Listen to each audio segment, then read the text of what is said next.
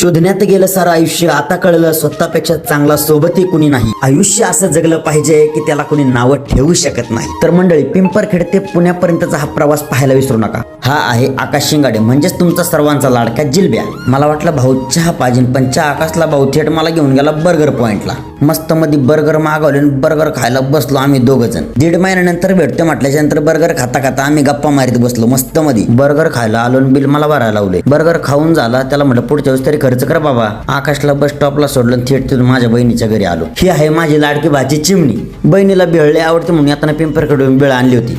मला लय लांब जायचे म्हणून लवकर निघलो, पण माझी चिमणी मला जाऊनच देत नव्हती, रडत होती लय. तिला माहितीये मामा कलाकार आहे. मामाने कशी तरी टांग ठोकली, बाय बाय केला आणि थेट निघलो माझ्या भाऊला वहिनीला भेटायला. लिफ्ट ओपन केली, लिफ्ट मध्ये गेलो, वर चढलो, दुसऱ्या माळ्यावरती जाऊन लिफ्ट अडकली. लाईट गेली म्हणून अडकली बरं का. ही आहे माझी माही. माईला दिलं ना सरप्राईज, लगेच गाळ्यातून पडली. आणि हा माझ्या चांगल्या. ही आहेत माझ्या भावाची पोर. चांगल्यासोबत जरा वेळ खेळत बसलो. मला पण उशीर झाला होता आणि पाऊस पण येत होता, म्हटलं लवकर निघावा. वहिनीला म्हटलं वहिनी येतो, माही बाय, चांगल्या बाय. येता येता म्हटलं आदितीच्या घरी जावा. आदितीच्या घरी आलो, मस्त मध्ये मम्मीने चहा बनवला, तिच्या लग्नाचा अल्बम बघितला, तिथून थेट आलो मी कात्रजला. हे आपलं ऑप्टिक वर्ल्ड चष्म्याचं दुकान. तुम्हाला पण यायचं बरं का आपल्या चष्म्याच्या दुकानात चष्मा न्यायला. मग आम्ही सरण मॅडम गेलो जेवायला हॉटेलमध्ये. तर मंडळी, जगतोय का ना आयुष्य आनंदात? कमेंट करून नक्की सांगा. आवडला ना आपला ब्लॉग? तुम्ही फक्त आयुष्य जगायला शिका.